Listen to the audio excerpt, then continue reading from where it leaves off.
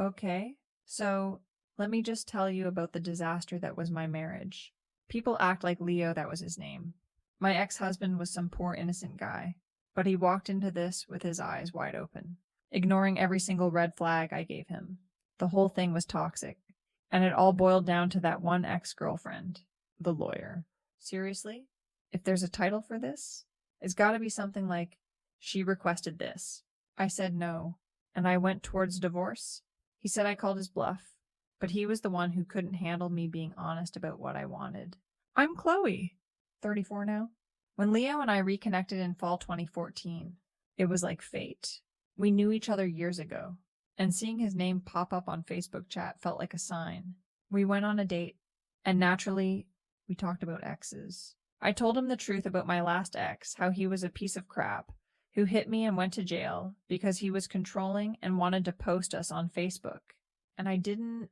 When I joked that it was Leo's fault for reaching out then, he got all stiff and serious. Like, can't a girl make a dark joke?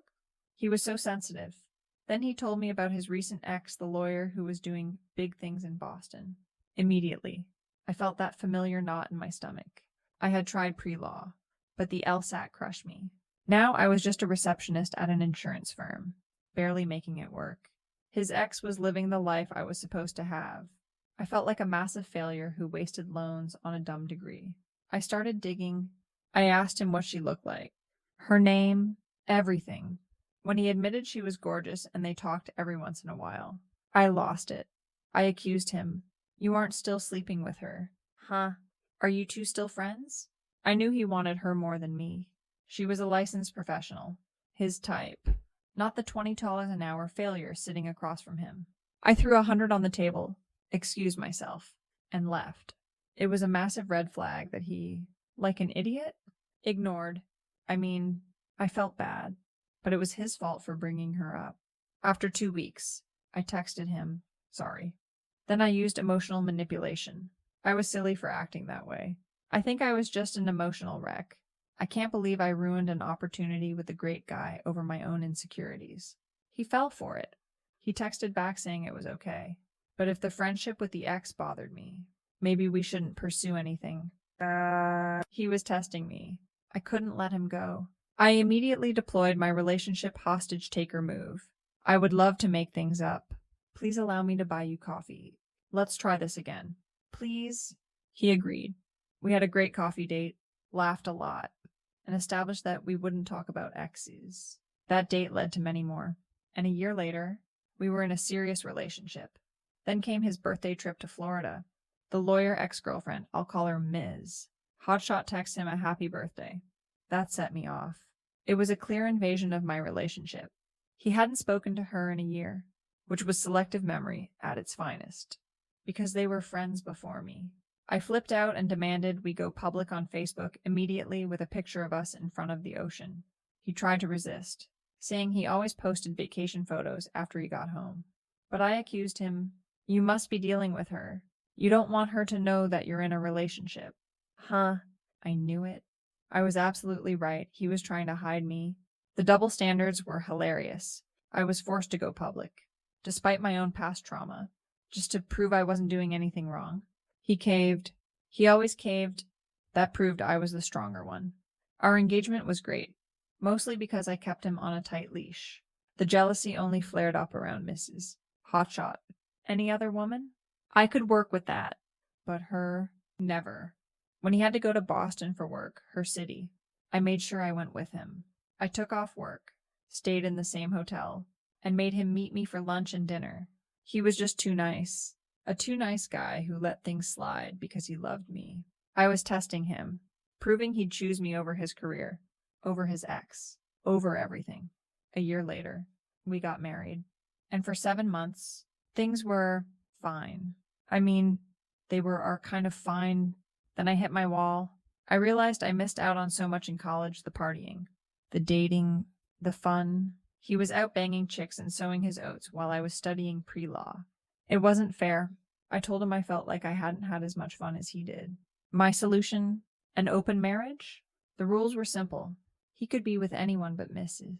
Hotshot. I knew he'd run right back to her. and I needed to shut that down before I even gave him the chance to cheat with her. I was protecting myself, but he completely blew up. He actually said no.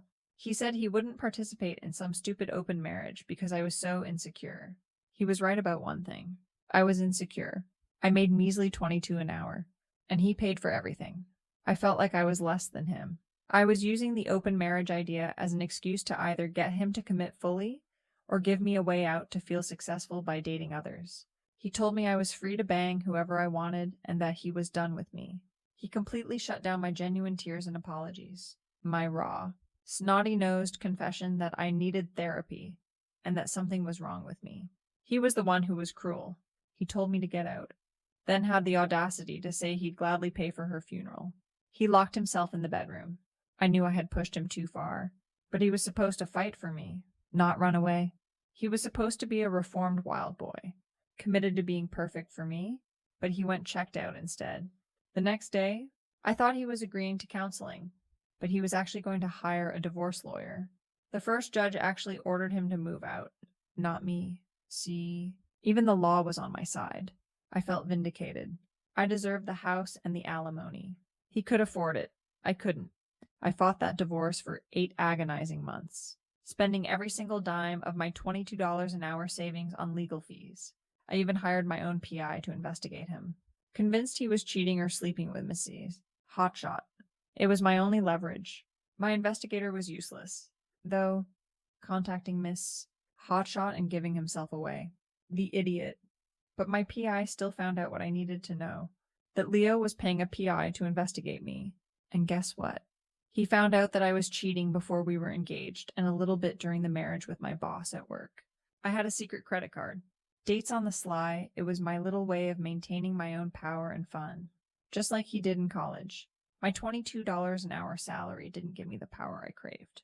But the sneaking around and the secret financial entanglement did. The affair with my boss wasn't about love. It was about the thrill and using company credit cards for hotel rooms. It was my way of taking back the fun I missed out on. And honestly, a way to test if Leo truly loved me enough to stay. When Leo found out, he went savage mode. We fought hard. I lost the house.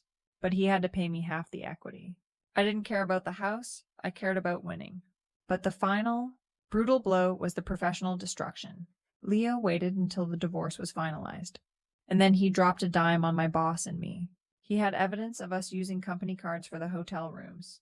I lost my job, and my boss did too. Leo's last words to me. Basically, were a mocking she shouldn't be too mad. She hated that 22 an hour job anyway. It was a good thing, right? That was my life-altering karmic justice. I lost my job, my home, and my safety net all because of one man who chose to be vengeful instead of forgiving. He never came crawling back. He blocked me everywhere. I'm out here, jobless, with half the equity of a house I can't afford to live in, and now I have to start over in a career I already resented. I know what people will say. She deserved it. But I didn't. I was just acting out of deep weaponized insecurities that he ignored from day one. He married me knowing exactly who I was and what I struggled with, and then he punished me for it. He's doing great, now started a company, working hard, improving himself. Relationship devastation isn't just about him moving on. It's about him thriving because I was removed from his life. I'm starting over, trying to find another job. I can't even hate him, though I just feel incredibly tired and empty. I achieved my goal of getting him to focus on me, but the cost was everything. The worst part is that he got to be the hero who exposed the cheating boss, and I was just the bitter ex who lost her job. I tried to make him feel small so I could feel big. And in the end, he made me lose the only thing I had, my job. I'm living the failure I always feared.